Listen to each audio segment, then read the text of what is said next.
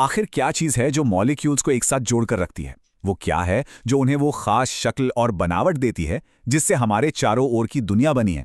इन सारे सवालों का जवाब छिपा है केमिकल बॉन्ड्स की बनावट में। और आज हम वैलेंस बॉन्ड थ्योरी के जरिए इसी राज से पर्दा उठाएंगे। तो चलिए एक पहेली से शुरुआत करते हैं। हाइड्रोजन यानी H2 और फ्लोरीन यानी F2 दोनों में एक सिंगल कोवालेंट बॉन्ड होता है। तो फिर ऐसा क्यों है कि हाइड्रोजन के बॉन्ड को तोड़ना इतना ज्यादा मुश्किल है? उसे तोड़ने में फ्लोरीन के बॉन्ड से दोगुने से भी ज्यादा एनर्जी क्यों लगती है? ये एक ऐसा सवाल है जो हमें एक ज्यादा गहरी थ्योरी की तरफ ले जाता है। जरा इन आंकड़ों पर नजर डालिए।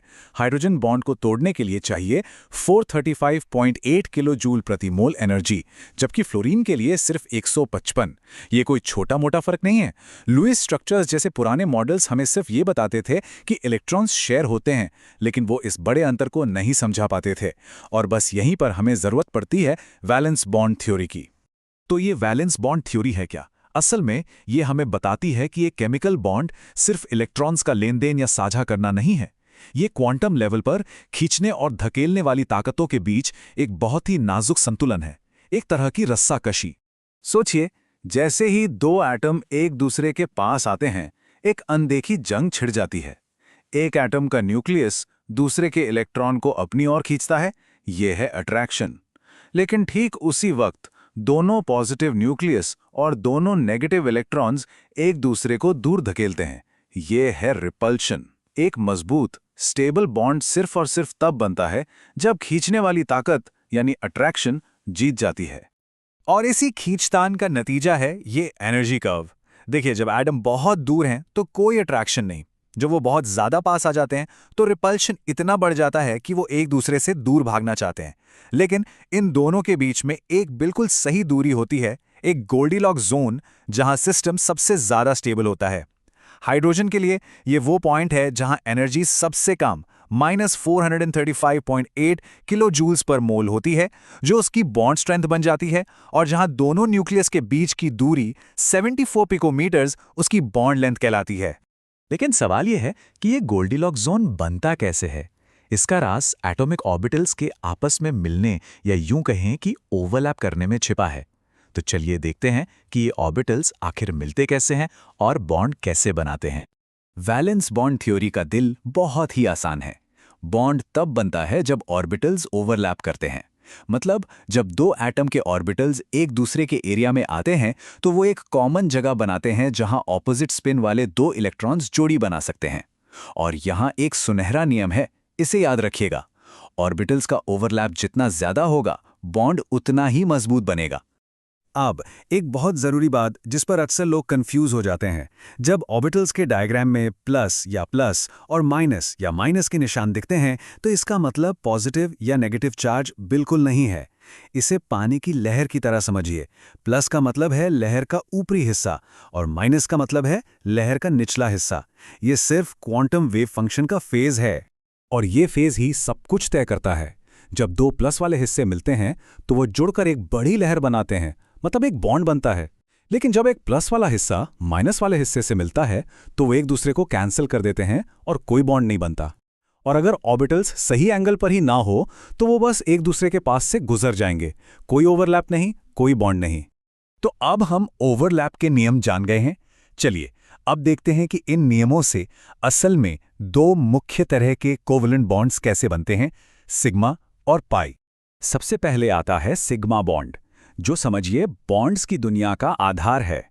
ये तब बनता है जब ऑर्बिटल्स दोनों न्यूक्लियस को जोड़ने वाली सीधी लाइन पर आमने सामने, मतलब हेड ऑन, टकराते हैं।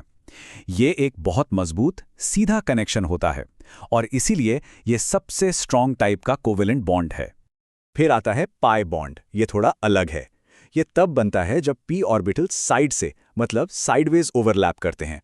ये ओवरलैप उतना इफेक्टिव नहीं होता जितना सिग्मा का हेड ऑन ओवरलैप, इसलिए ये बॉन्ड थोड़ा कमजोर होता है। और एक जरूरी बात, पाई बॉन्ड कभी अकेले नहीं बनते। ये हमेशा एक पहले से बने हुए सिग्मा बॉन्ड के साथ मिलकर डबल या ट्रिपल बॉन्ड बनाते हैं। तो ये टेबल सब कुछ साफ साफ बता देती है। सिग्मा हेड ऑन ओवरलैप, बड़ा ओवरलैप, मजबूत और अकेला रह सकता है। पाई साइडवेज ओवरलैप, छोटा ओवरलैप, कमजोर, और इसे हमेशा एक सिग्मा साथी की जरूरत होती है।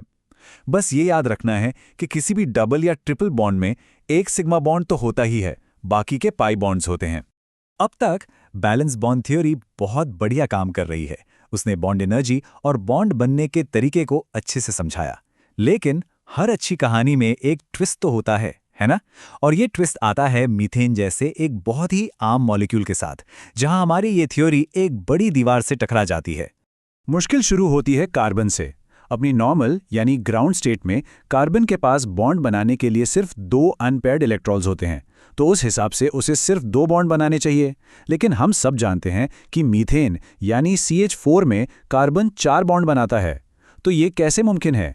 इसके लिए कार्बन को थोड़ी एनर्जी लेकर अपने एक इलेक्ट्रॉन को ऊंची एनर्जी वाले ऑर्बिटल में भेजना पड़ता है, जिससे उसके पास बॉन्ड बनाने के लिए 4 जगह खाली हो जाती हैं। चलो मान लिया कि कार्बन एक्साइटेड स्टेट में चला गया, लेकिन अब एक नई मुश्किल खड़ी हो जाती है। उसके जो 3 p ऑर्बिटल्स हैं वो एक दूसरे से 90 डिग्री के एंगल पर होते हैं। तो थियरी के हिसाब से मीथेन में 3 बॉन्ड्स के बीच 90 डिग्री का एंगल होना चाहिए।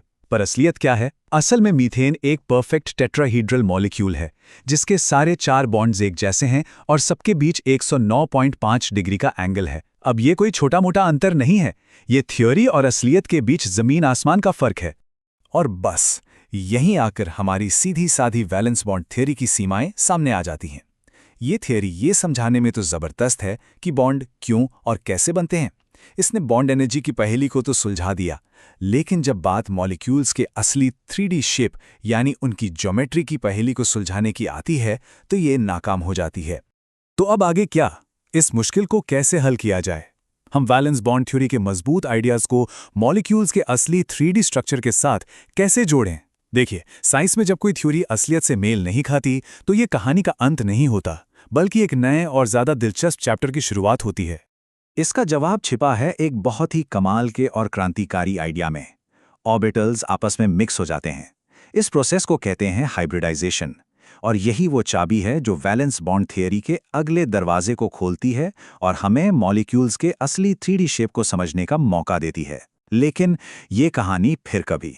विज्ञान में हर जवाब अपने साथ एक नया और भी दिलचस्प सवाल लेकर आता है।